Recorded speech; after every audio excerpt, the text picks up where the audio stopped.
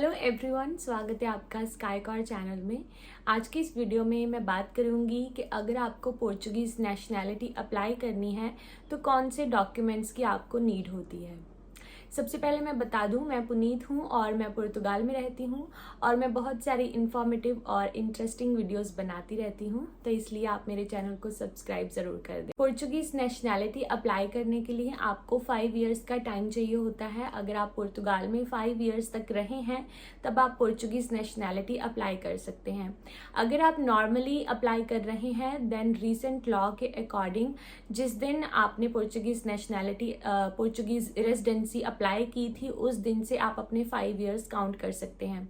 लेकिन अगर आपका बच्चा यहाँ पे पैदा हुआ है और उसे पोर्चुगीज़ सिटीजनशिप मिली है बाय बर्थ, उसे पोर्चुगीज़ पासपोर्ट मिला है, उस दिन से अपने 5 इयर्स काउंट कर सकते हैं जिस दिन आप पुर्तगाल में आए थे और आपके पास कोई ना कोई उसका प्रूफ है। जैसे आपके पास कोई जुनता है या फिर आपने कुछ ना कुछ आपके पास प्रूफ है कि आप पुर्तगाल में उस दिन आ गए थे, उस दिन से लेकर 5 इयर्स आप काउंट करेंगे। और जिस दिन आपके 5 इयर्स कंप्लीट हो जाते हैं और आपका बच्चा यहाँ पे पैदा हुआ है तो उस केस में आप नेशनैलिटी अप्लाई कर सकते हैं। एक और चीज़ मैं बता दूं कि 5 इयर्स आपके कंप्लीट होने चाहिए। मतलब एक दिन का भी, अगर आपने एक दिन पहले भी अपनी नेशनैलिटी अप्लाई कर दी 5 इयर्स कंप्लीट होने से पहले, तो उस केस में आपकी जो एप्लीकेशन है वो रिजेक्ट हो सकती है। सो मेक श्योर कि जब भी आप नेशनैलिटी अप्लाई करें तब आपके 5 इयर्स पूरी तरह कंप्लीट हो जाएं और आप कुछ दिन बाद ही, जब आपके 5 इयर्स कंप्लीट हो जाएं उसके कुछ टाइम बाद ही नेशनैलिटी अप्लाई करें ताकि इस तरह की कोई प्रॉब्लम ना आए। अभी बात कर लेते हैं कि कौन से डॉक्यूमेंट्स की आपको नीड होगी। आपकी होम कंट्री से आपको कौन से डॉक्यूमेंट्स की नीड होगी नेशनैलिटी अप्लाई करने के लिए, और पुर्तगाल में आपको कौन से डॉक्यूमेंट्स की नीड होती है नेशनैलिटी के लिए। सबसे पहले आपकी होम कंट्री की बात कर लेते हैं। आपकी होम कंट्री से, जहाँ से मतलब आप बेसिकली हैं, वहाँ से आपको आपकी पीसीसी चाहिए होगी। पीसीसी आपको पुलिस स्टेशन वाली चाहिए होगी। पासपोर्ट ऑफिस से अप्लाई करने की ज़रूरत नहीं होती है। आप पुलिस स्टेशन में जो पीसीसी होती है, पुलिस क्लियरेंस सर्टिफिकेट, आप पुलिस स्टेशन वाली अप्लाई करें और वो आपको चाहिए होगी। इसके अलावा आपको आपका बर्थ सर्टिफिकेट चाहिए होगा। और एक और चीज़, बर्थ सर्टिफिकेट आपका आपकी लोकल लैंग्वेज में नहीं, आप इंग्लिश में होना चाहिए। अगर आपका बर्थ सर्टिफिकेट लोकल लैंग्वेज में है तो आप उसे इंग्लिश में अपनी होम कंट्री से पहले से ही निकलवा लें, बिकॉज यहाँ पे जो लोकल लैंग्वेज का जो सर्टिफिकेट होगा वो उसकी कोई वैल्यू नहीं होगी, इसलिए उसे आप इंग्लिश में ट्रांसलेट, या फिर इंग्लिश में निकल जाता है इंडिया में भी या फिर जहाँ पे भी आप हैं, तो इंग्लिश में ही बर्थ सर्टिफिकेट चाहिए होता है।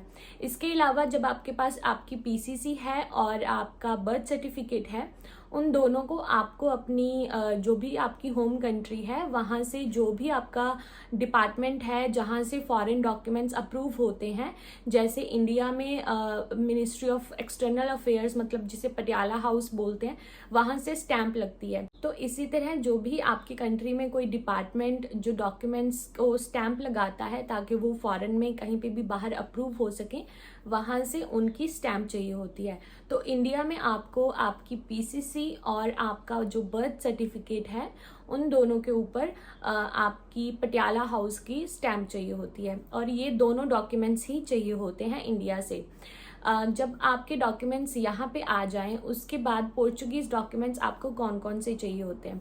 सबसे पहले तो आपके जो इंडिया से डॉक्यूमेंट्स आए हैं, जैसे कि आपका बर्थ सर्टिफिकेट और आपकी पीसीसी, आप इन दोनों को ट्रांसलेट करवाएंगे और ट्रांसलेट के बाद इनको नोटराइज भी करवाना है।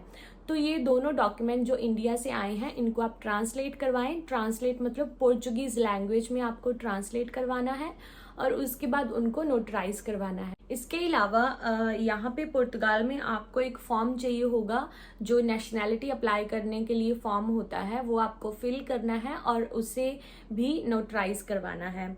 और आपकी जो रेजिडेंसी है उसे भी आपको नोटराइज करवाना है। और इसके अलावा आपका जो पासपोर्ट है, जो आपका जो होम कंट्री का जैसे इंडियन पासपोर्ट है, उसे भी आपको नोटराइज करवाना है। तो ये चीज़ें आपको नोटराइज करवानी है। और पीसीसी होगी एंड बर्थ सर्टिफिकेट हो गया। इसके अलावा नेशनैलिटी अप्लाई करने के लिए पोर्चुगीज़ लैंग्वेज का A2 लेवल का आपको सर्टिफिकेट चाहिए होता है, ओरिजिनल सर्टिफिकेट चाहिए होता है, तो वो भी आपका लगेगा। तो अब ये सारे डॉक्यूमेंट्स लेकर आपको जाना कहाँ है? आपको IRN, जो आपका कोई भी आप सिविल रजिस्टर ऑफिस में, मतलब IRN ऑफिस में सीगा अपॉइंटमेंट लेकर आप जा सकते हैं और वहाँ पे जाके अपनी नेशनैलिटी अप्लाई कर सकते हैं। और इसकी जो फीस होती है वो अराउंड 250 के अराउंड होती है। अगर आप बच्चे के बेस पे नेशनैलिटी अप्लाई करना चाहते हैं देन उस केस में आपको आपके बच्चे के डॉक्यूमेंट्स भी चाहिए होते हैं, जिसमें कि बच्चे का पासपोर्ट, जो पोर्चुगीज पासपोर्ट, क्योंकि आप बच्चे के बेस पे अप्लाई कर रहे हैं, देन बच्चे का करता हूँ सीधा दाओ उसका पासपोर्ट या बर्थ सर्टिफिकेट, तो बच्चे के जो भी डॉक्यूमेंट्स हैं वो भी आपको साथ में चाहिए होंगे। बच्चे के बेस पे जब आप नेशनैलिटी अप्लाई करते हैं देन आपका आर्टिकल चेंज हो जाता है। जैसे अगर आप अप्लाई करते हैं नेशनैलिटी तो वो अलग आर्टिकल में होता है, और अगर आप बच्चे के बेस पे नेशनैलिटी अप्लाई करते हैं देन उसका अलग आर्टिकल होता है। और अगर आप बच्चे के बेस पे नेशनैलिटी अप्लाई करते हैं देन वो लिस्बन में होती है। लिस्बन की जो IRN होती है वहाँ पे अप्लाई होती है अगर आप बच्चे के बेस पे अप्लाई करते हैं। लेकिन आप अपनी लोकल जो IRN है वहाँ पे जाके भी अपने डॉक्यूमेंट सबमिट करवा सकते हैं। अगर आप लिस्बन नहीं जा सकते हैं देन आप अपनी लोकल जो IRN है, लोकल IRN ऑफिस है, वहाँ पे जाके भी सबमिट करवा सकते हैं। लेकिन जो आपकी लोकल IRN होगी वो भी आपके डॉक्यूमेंट्स को, वो भी आपकी एप्लीकेशन को लिस्बन ही कोरियर करेगी या फिर पोस्ट करेंगे। तो उसमें काफ़ी टाइम वेस्ट हो जाता है, बिकॉज वो पहले आपके डॉक्यूमेंट्स लेंगे, देन उनके पास कुछ दिन पड़े रहते होंगे, एंड देन कुछ दिन के बाद वो पोस्ट जो है वो लिस्बन जाती है। तो इट्स बेटर कि आप जो लिस्बन जाके अप्लाई कर दें। लेकिन आप अपनी लोकल IRN में अगर अप्लाई करेंगे तो वहाँ से वो आपके डॉक्यूमेंट्स पोस्ट कर देते हैं। अगर आप नॉर्मली अप्लाई करना चाहते हैं देन आप किसी भी IRN में जाके अपना नेशनैलिटी अप्लाई कर सकते हैं। तो ये कुछ डॉक्यूमेंट्स थे जो आपको पोर्चुगीज नेशनैलिटी अप्लाई करने के लिए ज़रूरी होते हैं। आई होप आपको वीडियो इन्फॉर्मेटिव लगी होगी। वीडियो अच्छी लगी है तो वीडियो को लाइक, शेयर, कॉमेंट ज़रूर करें। आपका क्या ओपिनियन है, आपकी क्या फीडबैक है, आप मुझे कॉमेंट सेक्शन में ज़रूर दें। और मिलते हैं अगली वीडियो में, तब तक के लिए बाय बाय, टेक केयर। तो अभी यहाँ पे मैं सभी डॉक्यूमेंट्स जो आपको अपनी होम कंट्री से लेके आने हैं उनका एक बार पिक्चर उनकी लगा देती हूँ। आप इसका स्क्रीनशॉट ले सकते हैं।